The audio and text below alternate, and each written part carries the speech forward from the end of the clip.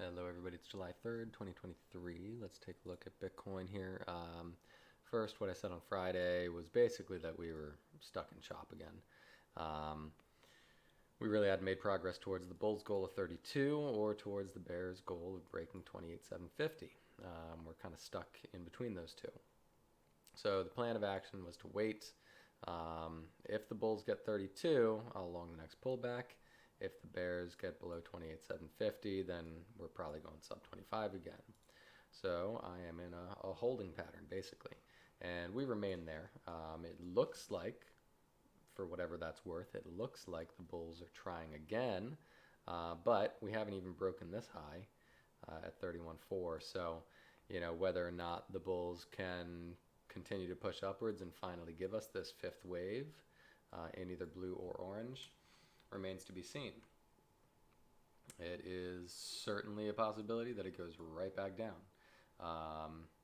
And if it does go back down again, I mean, the likelihood continues to rise that it would then go break that 28,750 level. Every time it tests a level, the more likelihood that it's going to break. So yes, we're testing this level for the third time now. So the likelihood right now is that it's going to break, but again, it's just a probability. It's not. It doesn't actually mean anything until the bulls can actually do it, right? So until that time, I don't believe anything. I don't trust anything. And this again is really just like sort of the shorter term action that I'm looking at here, because the longer term action is also just a whole bunch of chop. So in the short term, this would give us, either if we get the blue box or the orange box, it would give us 5 waves up off of this most recent local low down here. And I would have to assume then that we would do a 3-wave pullback and then make another leg up. Whether or not that is the next leg up in potentially a bullish structure on the macro scale, or it's just one more move up, maybe around 38 or 40 before breaking down again. That remains to be seen. But if we do complete 5 waves, I would expect the short-term trend at a minimum to be bullish. So let me try to pull back and kind of show you what I mean by this. And to help things along, we're going to hide some stuff there. All right. So visually you can see this is 1, 2, 3, or ABC, right? This is ABC very clearly. And so that's what I'm talking about. And not only is it visually clear, but as far as fibs go, it didn't follow a normal impulsive pattern, right? So we're looking at corrective structure here. Now, whether this goes ABC and then, maybe this is a correction, so all of this is a larger A or W, X, and Y. Like I said, we get up here in a corrective structure to about 38 or 40 and still go down from there because things aren't clear. Unless we get a really strong rally, that is still a possibility.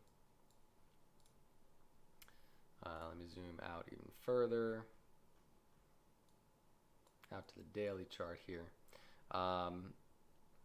And we've got kind of this level right around that 40K that's been tested. It's kind of an important level. I mean, it wouldn't be out of line to say, yeah, this is going to go up here and then it's going to fall. I mean, that's certainly a possibility. So until the bulls, once again, until the bulls like really put in the work,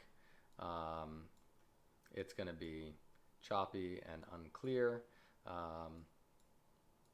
And as far as like larger fib structures go, the only bullish case that I've talked about is this possibility that this is an ABC up and a 1 in a diagonal. And diagonals are notoriously unreliable. They really don't even have normal fib structures that they need to adhere to, except for this third wave really should be larger than the first wave, which means probably somewhere in this 50 to 58 area at a minimum for wave 3. And then we wouldn't really even have a roadmap until that was in place, and then at that point we would have a diagonal to play with. This would be 1, 2, 3, 4, and maybe 5, but again, it's a diagonal. It could break down at any point. And if it starts breaking down, you know, from this 40K level that I was just talking about, and we see it break down below, I guess we could draw a trend line maybe from the bottom. That might give us some information, but you know, if it starts breaking, rejects 40 and starts breaking down into the low 30s or under 30 again, the likelihood of that happening and actually achieving a bullish diagonal is quite low. But I'll give the bulls the benefit of the doubt for now until they actually fail completely. So yeah, I mean, as I said, we're just waiting still. We're waiting. If it can get up here, I'll assume that we're going to get a 3-wave pullback and then push up higher. But beyond that, I really can't promise anything. Let me just zoom out here to even larger structure. Yeah, you know, honestly, this red scenario I have on here, where this is 5 waves down and a wave 1. 1, 2, 3, 4, 5. I don't really like it because this is a very truncated 5th wave and it's only 3 waves down. So it's not really satisfying, but we could potentially call it a diagonal downwards. So it could be a wave 1 down, and then this can be, again, instead of 1 and 2, it could be A, B, C. And as I said, that can get up into that 50K area for a second wave. Heck, that could even go to 50 or even up higher. It could even go there and be a red second wave on the way down, honestly. So that's the danger there, and why I'm really only willing to sort of play these short-term trends right now. Not saying, you know, buy and hold strategy on Bitcoin is wise. Personally, I'm not doing that. I prefer to just kind of trade the short term when we have this much chop and this much crappy action. Out of curiosity, let me see, what is our fib?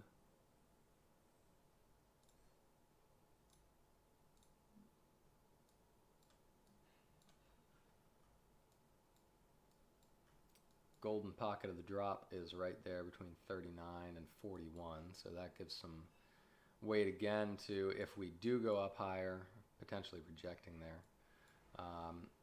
764 is acceptable for a wave 2 as well. It could even go as high as that 49 level that I was talking about. Yeah, that's going to be the line in the sand. If we got above 58, then the bulls are winning. You know, the bears would be on the back foot for sure at that point. That's above the 86. But honestly, I think we can use this kind of 49 level as a good indication of whether we're getting a red 2 or potentially this yellow 3 instead.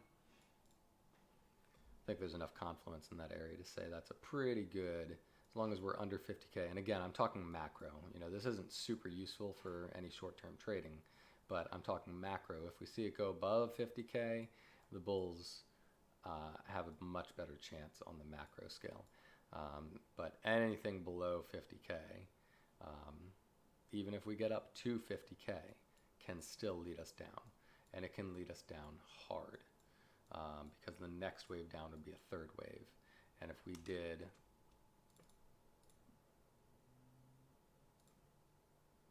1 and 2, let's say we got to 50K, our third wave down would take us to,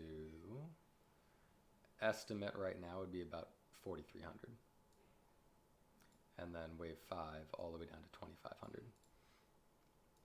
And that would probably be the start of a new like super macro bear cycle, because that would be a major 5 waves down. Then we would get a corrective bounce up, but then it would proceed downwards again. I mean, none of this is useful until it happens, obviously, but I'm just, these are the possibilities that that I can see on the chart. And because the bulls have failed to give us reliable impulsive action, unfortunately, it's something we have to continue to pay attention to. So real micro, we've got nothing to work with. I made mention of that on Friday. We have an ABC up here as that initial move, so that didn't give me any strong confidence that we were gonna make it up here. This looks like probably just an extension of that, another ABC or WXY up. Let's just check where we are in that case. Right at the 1.0 extension. Yeah, this is very, very much a possibility that it just dies here. Not a guarantee, like I said, but it could just die here. So yeah, again, that's a really long way of saying we just still have to wait and see. I don't plan on doing anything with Bitcoin unless it hits this area. If it hits that area, I buy a pullback. If it doesn't hit that area, I wait for more action to develop and we see where it ends up going. But the likelihood is it's going down deeper into this yellowed box at an absolute minimum, even if the bull case is still going to be possible, which it may or may not be at that point. But yeah, below 28,750, we're going sub 25.